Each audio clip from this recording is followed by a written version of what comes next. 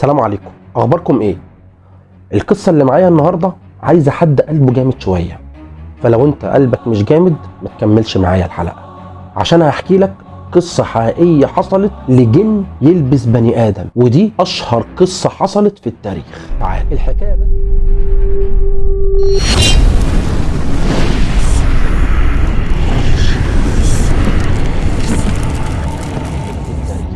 الحكايه بدات يوم 21/9 سنة 1952. اتولدت بنت اسمها أناليس ميشيل في مدينة بافاريا الألمانية، وكانت بنت طبيعية جدا من عائلة كاثوليكية، والعائلة دي كانت متدينة جدا، والبنت نفسها كانت بطبعها متدينة، وكانت دايما بتروح تصلي في الكنيسة مع أهلها، وكل حاجة مشيت طبيعية لغاية ما جت سنة 1968. اللي حصل بقى من بعدها؟ اللي حصل ان أناليس اول ما كملت 16 سنة بدأ يحصل لها حاجات غريبة، بدأت تسمع اصوات مرعبة ملهاش وجود غير في دماغها هي بس، وساعات كانت بتصاب بالارتجاف وجسمها كله يفضل يترعش ويتنفض بطريقة غريبة وما بتقدرش تسيطر على جسمها. وفي سنة 1969 كانت خلاص خلصت الثانوية بتاعتها وخلاص داخله الجامعه، وكانت بتعيش في سكن الجامعه لان بيتهم كان بعيد جدا. وفي يوم وهي نايمه فضلت تصرخ جامد جدا، وقالت لاصحابها اللي معاها في السكن انها تعرضت لهجوم من الجن، وان الجن ده دخل جوه جسمها. ومن بعد اليوم ده فضلت أناليس دايما تترعش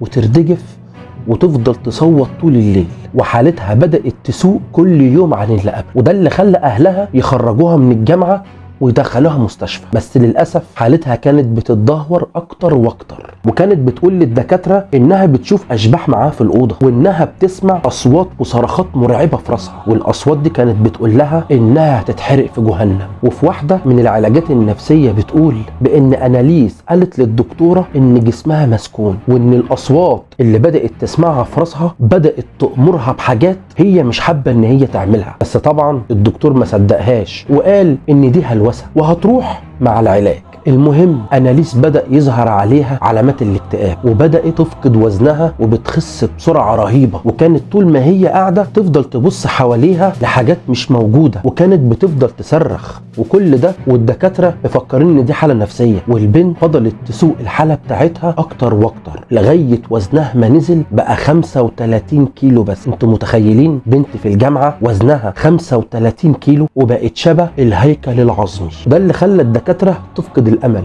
وراحت جايه مخرجه أناليس سنه 1974. طب وحصل ايه بقى بعدها؟ هقول لك اصبر، التقيل لسه جاي. تعالى. ساعتها قرروا اهلها ان هم يروحوا يعملوا جلسات طرد ارواح في الكنيسه، بس في البدايه الاساوسه رفضوا الطلب، وقالوا ساعتها ان الشخص اللي بيتعمل له جلسات طرد ارواح لازم يكون ظهر عليه علامات المس، وان أناليس ممكن تكون مريضه نفسيا ومش ملبوسه. المهم بدأت أناليس تتعذب أكتر، وراحت جاية ممتنعة عن الأكل نهائي، ولما كانوا بيدوها الأكل كانت بتقول لأمها وأبوها إن مش بمزاجها، ده الجن هم اللي كانوا بيأمروها إنها تمتنع عن الأكل. ولما كانت بترفض أوامرهم كانت تفضل تصرخ وتقطع كل ملابسها وتنام عريانة على الأرض. وجات لها حالة غريبة جدا، امتنعت عن كل الأكل الكويس وبدأت تاكل العناكب والصراصير والحاجات اللي ماشية على الأرض. ده متخيل؟ وكانت بتفضل تشخبط على جدران البيت، وكانت حالتها بتسوء أكتر وأكتر،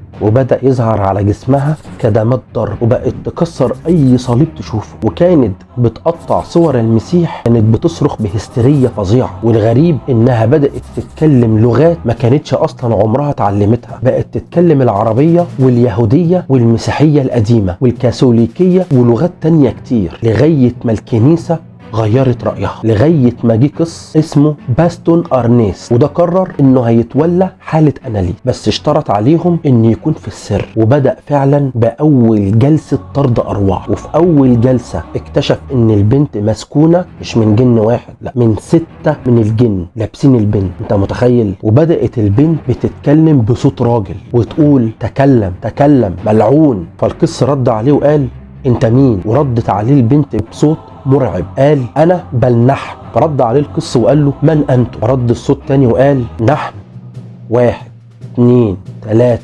4 5 6 ومن القرن السادس عشر الميلادي. فرد القس وقال له اسمك؟ رد الصوت وقال نيرو في الشمال، لوسيفر، قابيل، يهوذا. ودي كانت أول جلسة طرد أرواح لأناليس ميشيل. وبعد الجلسة دي وافقت الكنيسة أخيرا إنها تبدأ تعمل جلسات طرد أرواح لأناليس، وكان بيحضر في الجلسات دي أبو البنت وأمها وأخواتها البنات الأربعة وكل الأساوسة اللي موجودين في الكنيسة والمصليين كمان.